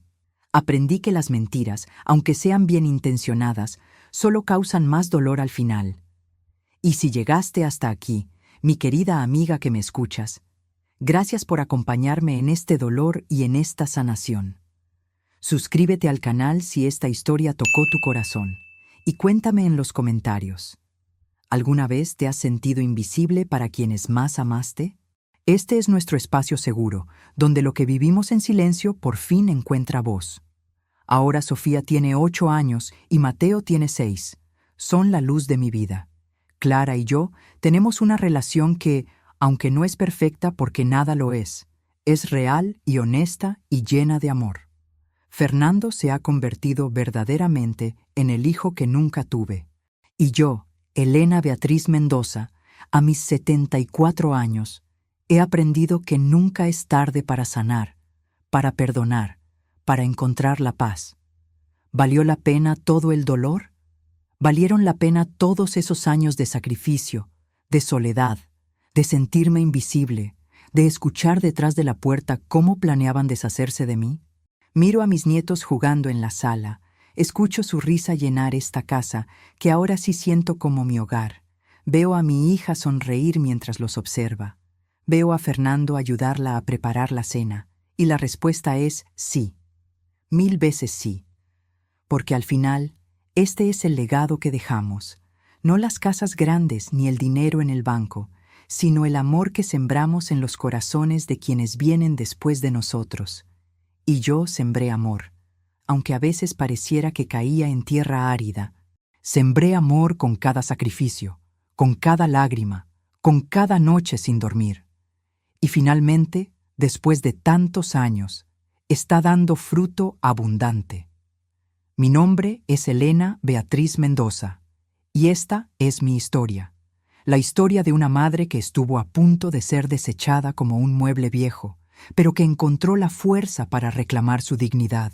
La historia de una mujer que guardó secretos durante décadas para proteger a su hija, pero que finalmente encontró el valor para decir su verdad. La historia de una familia rota que aprendió a sanarse, un día a la vez, un perdón a la vez, un abrazo a la vez. Si hay algo que quiero que te lleves de mi historia, querida amiga que me escuchas, es esto. Nunca dejes que nadie te haga sentir invisible. Tu valor no depende de qué tan útil eres para otros. Tu dignidad es tuya y nadie puede quitártela a menos que tú se lo permitas. Y cuando te sientas sola, cuando sientas que nadie te ve, recuerda que Dios te ve, que tu historia importa, que tu dolor merece ser escuchado. Y a las hijas que están escuchando esto, les digo, sus madres no son perfectas, cometieron errores, les ocultaron cosas, tal vez las decepcionaron de alguna forma, pero amaron. Con todo lo imperfecto que es el amor humano, amaron. Y ese amor merece respeto, merece gratitud, merece un lugar en su vida que no sea un cuarto pequeño al final del pasillo donde puedan olvidarlas. La vida me enseñó que el amor duele, pero también sana, que la familia puede ser tu mayor dolor y tu mayor bendición, que nunca es tarde para cambiar el rumbo de una historia, para pedir perdón, para empezar de nuevo, que los errores no nos definen, sino cómo respondemos a ellos, que el perdón no significa olvidar, sino elegir seguir adelante sin el peso del resentimiento. Y ahora, mientras miro por la ventana y veo el atardecer pintando el cielo de naranja y rosa, mientras escucho a Sofía y Mateo jugando con su mamá en la sala, mientras huelo el café que Fernando está preparando para después de la cena, sé que hice lo correcto al quedarme. Sé que todo aquello que viví en silencio ya no pesa tanto, porque finalmente pude compartirlo, porque finalmente fui escuchada, porque finalmente encontré mi lugar. La paz no es la ausencia de dolor, sino la capacidad de vivir con él y aún así encontrar momentos de alegría. Y yo he encontrado mi paz, he encontrado mi hogar, he encontrado mi propósito en estos años finales de mi vida. Cada mañana cuando me levanto y escucho las voces de mis nietos, cada vez que Clara me abraza y me dice, «Te amo, mamá», cada vez que Fernando me pregunta cómo amanecí, sé que valió la pena sobrevivir, valió la pena perdonar, valió la pena quedarme cuando todo en mí quería huir, porque esta es la verdad más profunda que aprendí. El amor verdadero no es perfecto, pero es resiliente. El amor verdadero se cae, pero se levanta. El amor verdadero se lastima, pero sana. El amor verdadero perdona, no porque lo que pasó no importa, sino porque lo que viene importa más. Y lo que viene para mí son estos años dorados, estos años donde finalmente puedo descansar sabiendo que mi hija está bien, que mis nietos están creciendo rodeados de amor, que mi familia está completa, no perfecta, nunca perfecta, pero completa.